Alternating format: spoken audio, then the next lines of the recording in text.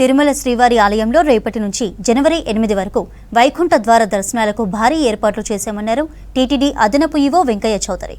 తిరుమలలోని ఆస్థాన మండపంలో వైకుంఠ ద్వార దర్శనాలకు డెప్యుటేషన్ డ్యూటీలకు వచ్చిన ఉద్యోగులు, పోలీసులకు దిశానిర్దేశం చేశారు అదనపు ఈవో. ఈసారి వైకుంఠ ద్వార దర్శనాలకు టోకెన్ల కేటాయింపులో కీలక మార్పులు తీసుకువచ్చామని చెప్పారు. వైకుంఠ ద్వార దర్శన విధులకు వచ్చిన సిబ్బంది వ్యవస్థను పూర్తిగా అర్థం చేసుకుని సమన్వయంతో భక్తులకు ఎలాంటి ఇబ్బందులు రాకుండా 24 గంటలు అప్రమత్తంగా ఉండాలన్నారు. భక్తుల భద్రత, రద్దీ నిర్వహణకు ప్రపంచంలో ఎక్కడా లేని విధంగా అత్యాధునిక ఏఐ టెక్నాలజీని వినియోగిస్తున్నట్లు వివరించారు వెంకయ్య చౌదరి. రివ్యూ మీటింగ్లో TTD JEO Veerabrahmam, CVSO Muralikrishna, Tirupati జిల్లా ఎస్పీ సుబ్బరాయుడు, ఉన్నత అధికారులు పాల్గొన్నారు.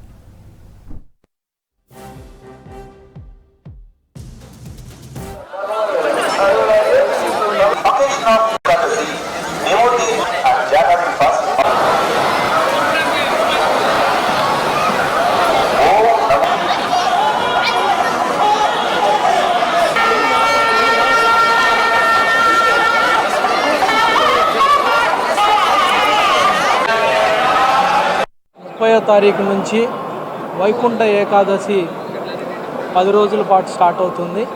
ఈ సందర్భంగా వైకుంఠ ఏకాదశికి సంబంధించి డిఫరెంట్ డిపార్ట్మెంట్స్ నుంచి, పోలీస్ వ్యవస్థ నుంచి, విజిలెన్స్ నుంచి, అలానే టీటీడీ రెగ్యులర్ సిబ్బందితో పాటు డిప్యుటేషన్లో వచ్చే సిబ్బంది, అదే పోలీసులో నుంచి కూడా డిప్యుటేషన్ వచ్చే సిబ్బంది అందరికీ కూడా ఈరోజు ఆస్థాన మండపంలో ఒక బ్రీఫింగ్ సెషన్ ఆర్గనైజ్ చేయడం జరిగింది.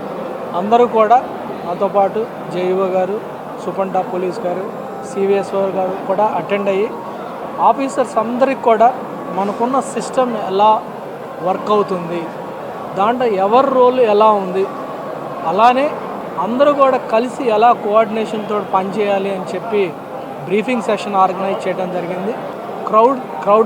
క్రౌడ్ మేనేజ్మెంట్ ఎలా చేయాలి, స్టాగర్డ్ టైమింగ్స్ని ఎలా ఇంప్లిమెంట్ చేయాలి, అలానే క్రౌడ్ని ఎలా గైడ్ చేయాలి, వీటన్నిటిని కూడా పూర్తి స్థాయిలో డిస్కస్ చేయడం జరిగింది.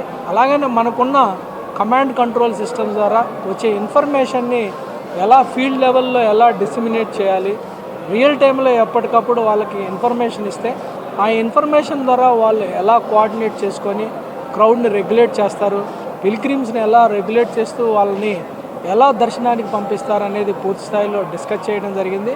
అలానే ఇంకో విధంగా అకామిడేషన్ గురించి కానీ, అలానే టెంపుల్లో దర్శనం రిలేటెడ్ ఇష్యూస్ కానీ, అలానే వైకుంఠ ద్వారం నుంచి వచ్చేటప్పుడు వాళ్ళకి ఎవరెవరికి ఏం పోస్టింగ్ ఇచ్చామో దానికి కూడా మిగతా సిబ్బంది కూడా ఉన్నారు.